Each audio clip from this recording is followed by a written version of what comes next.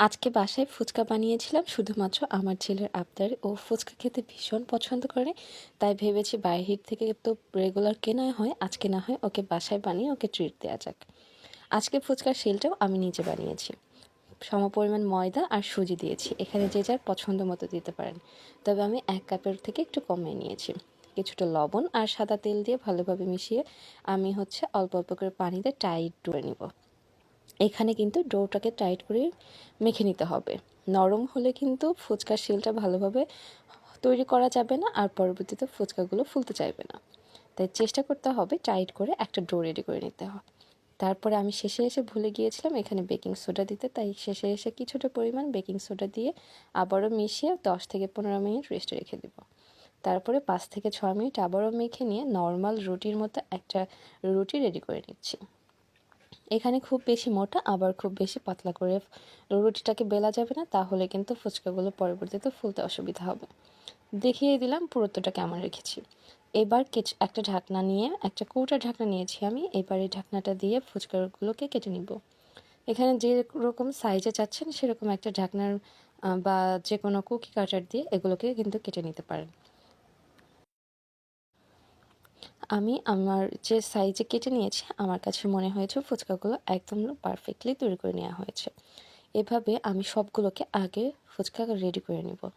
একটা কাটবো আর তেলে ভাজবো, এরকমটা করলে কিন্তু ফুচকাগুলো ভালোভাবে ফুলতে চাইবে না। তাই চেষ্টা করতে হবে সবগুলোকে একত্রে বানিয়ে তারপরে তেলে ভেজে নিতে। আমি যে পরিমাণে ময়দা নিয়েছি এ থেকে কিন্তু বেশ অনেকগুলো ফুচকা হবে।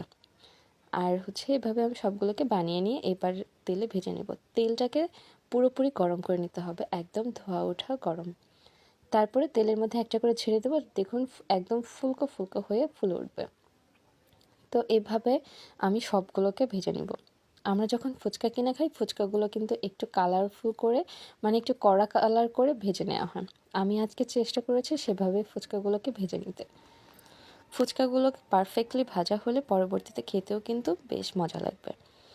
তাই চেষ্টা করছি চুলার আঁচটাকে একদম মিডিয়ামে রেখে দুপাশ লাল করে ভেজে নিতে। সবগুলোকে যখন কালার চলে আসবে উঠিয়ে নিব। আর আমি এই একইভাবে আমি সবগুলো ফুচকাকে ভেজে নিব।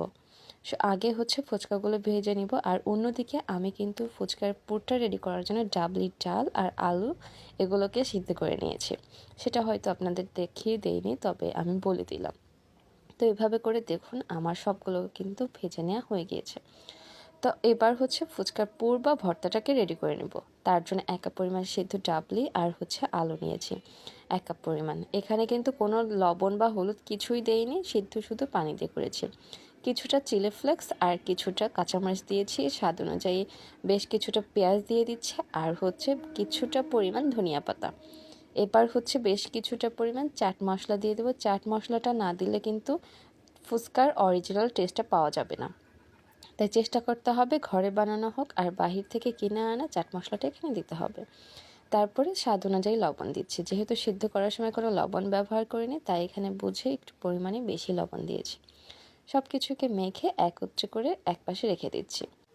এবার তেঁতুলের টক রেডি করার জন্য বেশ কিছুটা তেঁতুল পানি দিয়ে একটু চিপে তেঁতুলের কাঠটাকে বের করে নিচ্ছি। আর তেঁতুলের মধ্যে যে বীজটাগুলো থাকে সেগুলো কিন্তু ফেলে দিতে হবে। তারপরে এখানে আমি দিয়ে দিব একটা লেবুর রস। লেবুর রসটা দিলে এর ফ্লেভারটা যেমন ভালো আসবে আর এর টকটাও কিন্তু একটু বেড়ে যাবে। আর দিয়ে দিচ্ছি চিলি ফ্লেক্স, কাঁচামরিচ, তারপরে চাট মশলা, তারপরে দিয়ে দিচ্ছি চিনি, আর একটু লবণ দিয়ে ভালোভাবে মিশিয়ে নিব। শেষে এসে কিন্তু একটু টেস্ট করে দেখতে পারেন সব কিছুর ব্যালেন্স ঠিক আছে কিনা। এবার চলে যাচ্ছি দোকান দিতে, অর্থাৎ এবার ফুচকাগুলোকে রেডি করে নিচ্ছি। দোকানে যেমন মামারা রেডি করে আমি আজকে সেভাবে রেডি করছি। একটা ফুচকা নিয়ে মাঝখানটা একটু ভেঙে নিয়ে বেশ কিছুটা পুর ভরে দিচ্ছি, যেহেতু বাসায় খাবো পুরের পরিমাণটা কিন্তু একটু বেশি করে দিচ্ছি। এভাবে করে আমি সবগুলো ফুচকাকে রেডি করে নেব। ফুচকাগুলো রেডি করতে করতে একটা কথা বলে রাখি, আপনি কি আমার ভিডিওটি নতুন দেখছেন তাহলে পেজটিকে ফলো করে দেখুন, আর যদি করে থাকেন তাহলে আপনাকে অনেক অনেক ধন্যবাদ। আর আপনি যদি আমার পেজের পুরানো ফলোয়ার হয়ে থাকেন তাহলে আপনার কাছে রিকোয়েস্ট করবো আমার ভিডিওটিকে শেয়ার করে দিতে।